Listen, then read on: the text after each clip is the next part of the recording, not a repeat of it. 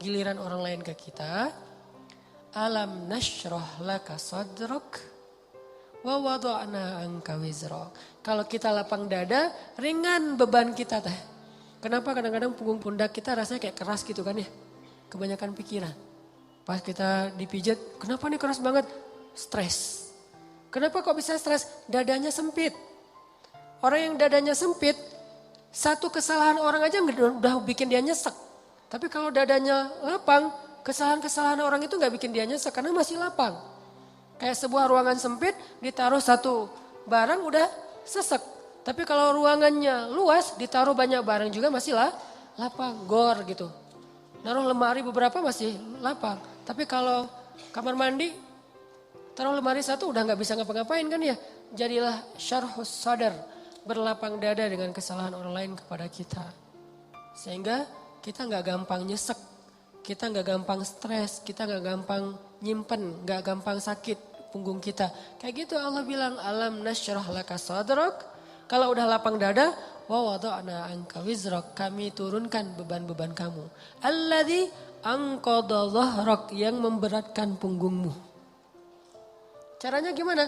Fa inna ma'al usri yusra, inna ma'al usri yusra, fa idza faraghta fansab wa ila rabbika farghab. Itu kan ajaran supaya syarhus sadar. Pasti ada kebaikan di sini, pasti ada kebaikan di sini. Minta aja sama Allah, minta tolong kepada Allah, maafkanlah dia. Supaya kita enggak angqadallah, enggak memberatkan punggung, enggak jadi berat sendiri gitu. Jadi stres sendiri, jadi kayak terbeban sendiri. Ini kalau orang kepada kita, kayak misalnya cara lapang dada itu kayak husnuzon, salah satu yang paling penting. Kadang-kadang kan kita suka baper sendiri ya. Ada yang ngomong apa, chat di grup, kita ngerasa kayak di spam gitu. Wah ini gua banget nih yang diomongin, padahal enggak. Bukankah kita sering dengerin khutbah atau ceramah seseorang ustadz itu, kayak ustadz itu kenal kita banget? Kok ustadz itu jadi tahu masalah saya sih? Enggak, dia enggak tahu masalah kita. Allah yang menuntun lisannya karena pengen menasihati kita lewat dia. Tapi dia enggak tahu, jadi jangan kegeeran, jangan baper sendiri. Wah ustadz ini pasti ngomongin saya nih. Enggak, ustadznya juga enggak tahu masalah kita. Karena ada beberapa kasus yang saya pernah kayak gitu, saya lagi ngomongin apa, terus tiba-tiba ada jemaah yang kayak tersinggung. Wah ustadz ngomongin saya nih di depan umum, siapa juga orang saya gak kenal orangnya. Kenapa kok persis, saya juga sering kayak gitu kan, udah 2 tahun ini kan saya gak khutbah Jumat nih. Kenapa gak khutbah Jumat? Salah satu alasannya saya pengen Jumat itu privasi waktu buat anak laki-laki saya. Karena dia sekarang udah 3 tahun, saya kasih jatah pokoknya Jumatan harus di Cihanjuang bareng Yahya. Karena saya pengen dampingin dia ke masjid hari Jumat. Alasan kedua, ada penyakit ustadz yang dulu pernah saya alamin. Apa penyakit ustadz? Keseringan ngomongin menasihati orang, jarang dinasihati. Nah saya pengen Jumat itu waktu saya mendengar nasihat buat diri saya sendiri. Awal-awal itu benar kerasa. Pas pertama dengar khutbah orang, apaan sih ini kayak gini ngomongnya. Ada tuh, ego-ego ustadz kayak gitu tuh muncul tuh. Itu kan yang lagi diobatin tuh. Wah enggak gini, saya tahu dalilnya lebih dari ini mulai. Muncul gitu-gitu tuh. Awal-awal kayak gitu, tapi astagfirullahaladzim, sombong banget sih gue. Udah. Terus kalau ada yang ngomongnya kadang-kadang kayak belum terbiasa ngomong depan umum, kayak agak-agak nervous mungkin. Atau agak-agak kaku gitu. Muncul rasa sombong tapi lama-lama di recovery, diperbaiki apa? Kalau saya menghargai dia walaupun enggak bagus, nanti orang akan menghargai saya ketika saya enggak bagus performnya. Jadi pas saya duduk gitu, dia ngomongnya kayak ngebosenin banget, boring banget tuh ceramahnya. Tapi saya tetap, gitu. Padahal boring banget ceramahnya, tapi saya kayak menghargai apa yang saya maksud di situ. Saya pengen juga orang kayak gitu ke saya kalau saya ceramah. Mungkin teman-teman ada yang kayak gitu sekarang. Apaan sih Ustadz, tapi masih aja gini. Padahal boring banget ceramahnya. Kenapa? Mungkin karena saya juga menghargai ceramah orang yang mungkin belum terlalu terbiasa ceramah. Ini yang saya pelajari ketika nggak khutbah lagi. Ditambah lagi sering banget saya kayak ngerasa khotib ini kayak ngerti banget apa yang saya sedang alamin. Kayak lagi baper sama teman, lagi baper sama istri. Langsung ceramahnya tentang suami kepada istri. Loh kok tahu banget sih masalah saya? Kan sering kayak gitu kan? Itu bukan karena dia tahu loh. Allah yang maha tahu. Allah lagi menuntun kaki kita melangkah ke masjid yang khutbahnya tema itu. Dan Allah menuntun lisan ustadz untuk ceramah pas waktu kita datang tentang tema itu. Allah yang lagi nasihatin kita lewat lisan seorang ustadz. Jadi jangan baper. Gitu juga ke teman. Bukan dia tahu masalah kita, pengen nyindir kita, pengen nyepet kita. Enggak sama sekali. Jadi legowo. Syarhus sadar. Salah satu caranya husnuzon. Ini bukan yang cewek-cewek juga. Kalau lagi ngobrol sama teman-temannya. Tiba-tiba ada yang kecelutukan ngomong apa. Jangan langsung diem. Wah ngomongin saya nih. Pasti saya maksudnya. Belum tentu. Husnuzon aja. Mungkin dia emang gak tahu masalah kita. Teman-teman yang lain tahu kecuali dia yang ngomong nih. Berarti jangan-jangan kita udah baper habis-habisan, udah habis air mata kita nangis sepanjang malam. Ternyata gak ada masalah. Kan konyol banget kan ya. Kita udah curhat kemana-mana, udah marah ke siapa-siapa, terus udah nangis sepanjang malam, udah bengkak matanya. Besok pas tabayun, maaf ya saya gak tahu kalau ada masalah itu. Oh jadi kamu gak tahu? Gak tahu, rugi dong air mata saya udah 1 ember. Ini sering terjadi. Kenapa? Karena kita gak syarhus sadar. Gak husnuzon dulu sama orang lain.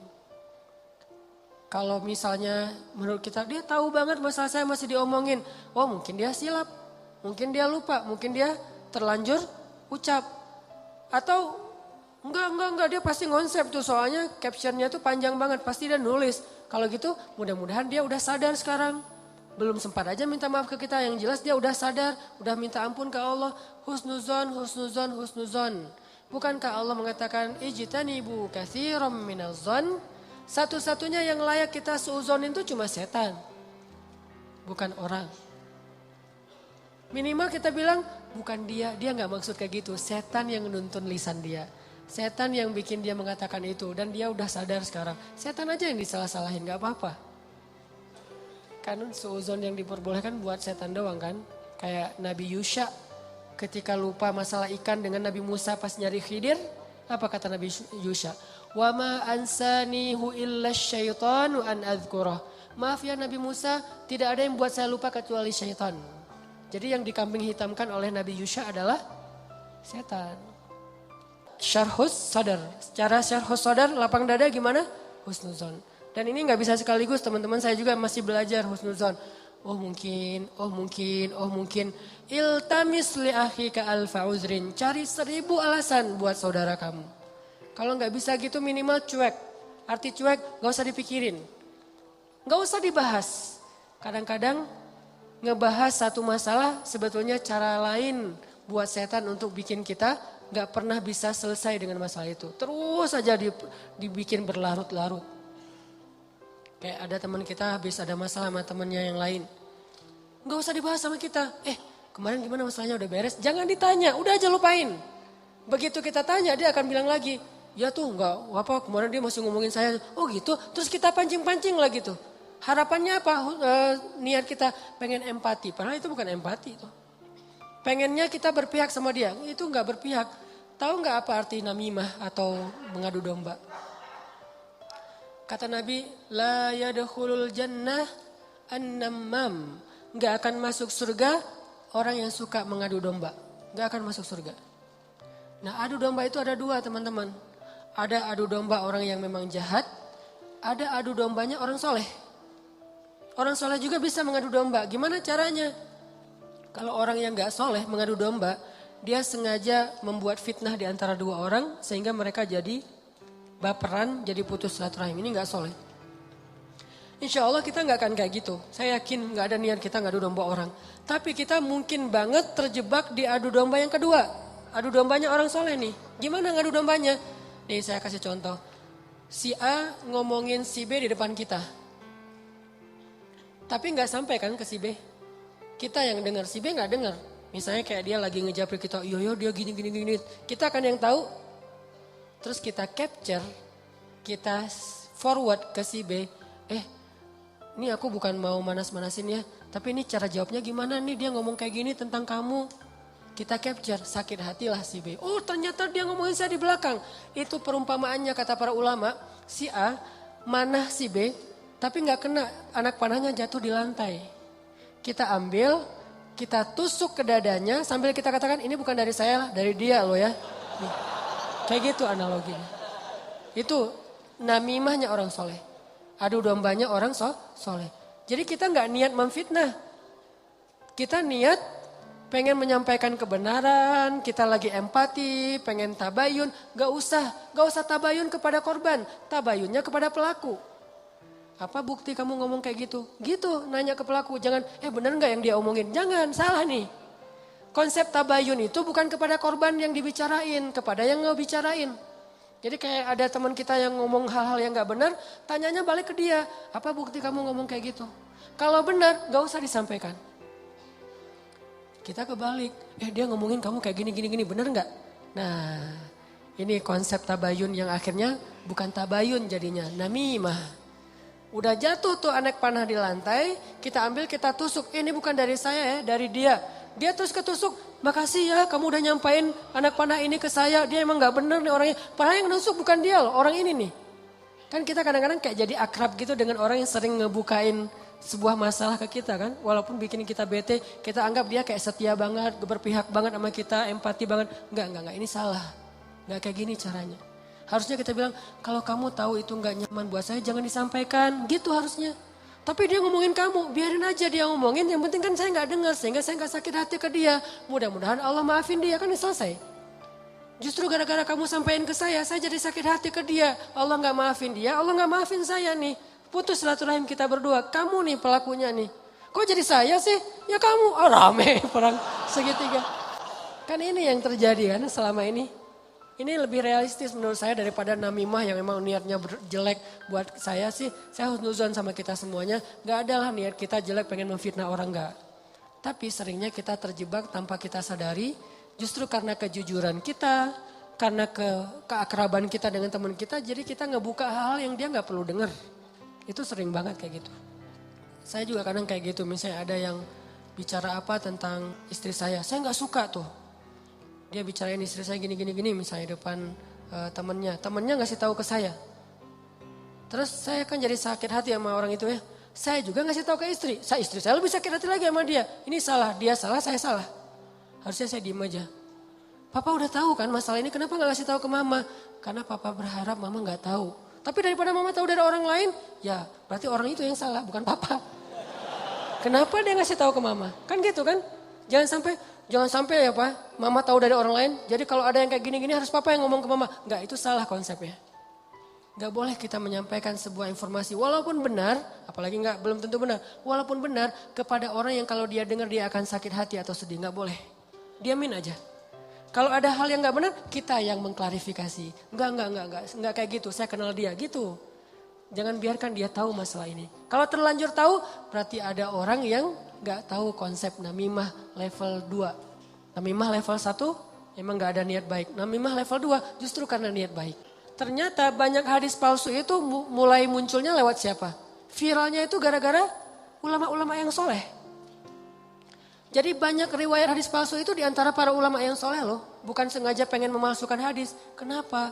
Karena ulama soleh ini terlalu husnuzon. Misalnya nih ada yang datang ngomong ke saya, Ustadz, saya pernah mendengar hadis gini. Saya sebagai ustadz, oh gitu? Ya, saya nggak pernah curiga kalau dia itu nggak jujur. Atau kalau dia itu dengarnya nggak utuh. Sehingga saya meriwayatkan lagi. Orang dengarnya dari saya juga nggak curiga kalau saya akan main-main dengan hadis kan. Sehingga tersebarlah hadis palsu.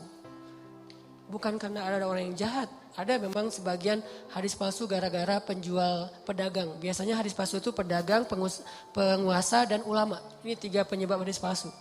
Pedagang pengen ngelarisin barang dagangan. Siapa yang memakai jubah atau sorban 7 meter di hari Jumat, maka dia akan mendapatkan dijauhkan dari api neraka 7 kali langit dan bumi. Untuk jualan sorban 7 meter. Siapa yang makan buah ini, maka dibebaskan dari sihir. Dia jualan buah itu. Ini bisa muncul hadis palsu. Dari penguasa. Siapa yang mengangkat seorang penguasa yang kayak gini, maka Allah melaknat dia. Gara-gara apa? Saingan politik. Ulama menyebarkan hadis palsu kenapa? Karena gak pernah berpikir orang akan bermain-main dengan hadis Nabi. Sehingga dia percaya aja kepada orang itu. Baru nanti di masa berikutnya, ulama ketika ngelihat banyak banget hadis palsu, mereka perbaiki. Ini riwayat dari siapa, ini dari siapa. Bisa jadi periwayat hadis palsu itu adalah orang soleh, ulama besar. Kenapa bisa ngeriwayatin? Husnuzon. Gak mungkinlah dia bohong atas nama Nabi. Langsung diriwayatkan balik kepada orang lain. Orang yang mendengar, gak mungkinlah Ustadz bohong atas nama Nabi. Terus saja hadis palsunya nyebar. Itu teman-teman. Jadi namimah, mengadu domba juga bisa kayak gitu. Gara-gara kita terlalu akrab dengan teman kita. Kemarin ada yang ngomongin kayak gini, benar gak? Siapa? Si Fulan. Tapi ini aku karena ke kamu dekat ya teman, jadi aku sampaikan nih. Terus yang teman yang dengarnya, makasih ya udah disampaikan. Kenapa makasih? Harusnya kita bilang, lain kali jangan disampaikan ya yang kayak gitu-gitu ke saya. Harusnya kayak gitu. Kenapa kita malah makasih? Makasih ya udah nyakitin hati saya kan gitu kan ya bahasa lainnya mah ya. Makasih ya udah bikin malam saya gak tenang. Makasih ya udah bikin saya bete. Buat apa? Jangan disampaikan. Makanya ketika Nabi mau ketemu seseorang, seorang sahabat mencegat di tengah jalan. Ya Rasulullah, Rasul udah kenal dengan orang itu? Belum.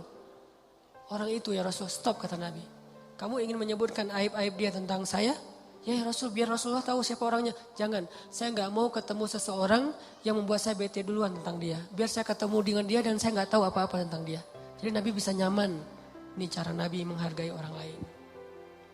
Jadi teman-teman, kalau kita ke orang jaga perasaannya, kalau orang ke kita berlapang dada. Husnuzon, maafin, lupain, gak usah dibahas. Gak usah diperpanjang. Apalagi kita kayak ada kasus misalnya. Ada 2 orang yang lagi punya masalah rumah tangga. Kita kayak sebagai temennya atau fansnya atau followersnya. Kita kayak pengen nunjukin sikap membela gitu. Salah satunya kita bela. Akhirnya kita bikin akun khusus untuk pembela si A. Yang B juga pembela si B. Akhirnya kita rame gitu. Sebetulnya kita lagi mengadu domba 2 orang suami istri ini loh. Harusnya kita kalau nggak bisa mendamaikan, diam. Biar mereka menyelesaikan masalah mereka atau selesai dengan sendirinya karena tidak ada yang respon.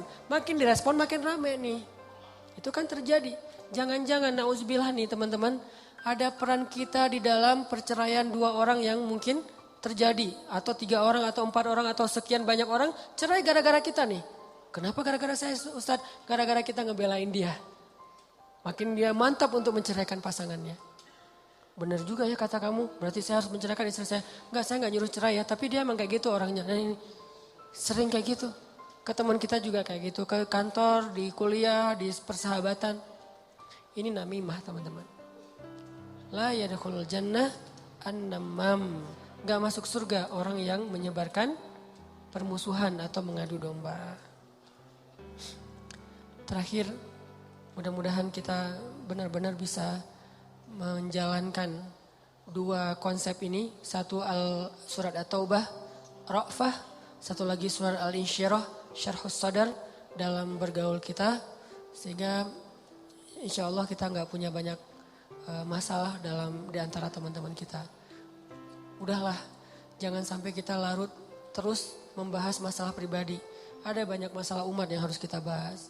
Kalau kita benar-benar seorang muslim yang empati kepada umat, mending kita habisin energi kita buat ngomongin Dayakolot, ngomongin banjir di Bandung Selatan, ngomongin orang-orang yang pengangguran, ngomongin teman-teman kita yang kena narkoba di luar negeri, ngomongin Rohingya, Suriah, Palestina, apa yang bisa kita bantu buat mereka. Mending energinya dipakai buat itu daripada habis terus energi untuk masalah kita pribadi. Kayaknya egois banget sih. Di sana banyak yang butuh pertolongan kita malah sibuk dengan urusan pribadi. Itu buat saya tuh gak keren. Kita terlalu egois membahas masalah pribadi. Boleh, tapi porsinya jangan kegedean. 30% aja, 70%-nya untuk umat. Saya juga punya masalah keluarga. Semua orang punya masalah keluarga, tapi saya gak mau berlarut-larut. 30% aja. Sisanya, kalau saya ketemu sama teman, pasti yang dibahas masalah kemaslahatan umat. Mudah-mudahan ini bermanfaat. Mohon maaf kalau ada salah kata. Dan semoga Allah memberi ilham dan taufik dalam hati kita untuk menjalankan apa yang sudah kita dengar, bukan hanya jadi wawasan, bukan hanya jadi teori, bukan hanya jadi sekedar wacana, tapi memperbaiki perilaku dan akhlak kita. Karena wawasan yang tidak diamalkan namanya bukan ilmu. Ilmu itu wawasan yang sudah diamalkan. Tapi mengamalkannya juga gak bisa sekaligus teman-teman. Kenapa kita ngaji setiap Rabu, setiap Minggu? Karena kita pengen terus berusaha memperbaiki diri. Termasuk saya sendiri nih. Saya ngomongin teman-teman tuh sama kayak menceramahi diri sendiri loh. Kadang-kadang di rumah juga istri ingat materi ceramah kemarin. Oh iya. Gitu kan suka gitu ya. Karena menceramahi orang justru balik lagi ke kita. Jadi semua kita belajar termasuk saya. Memperbaiki diri terus.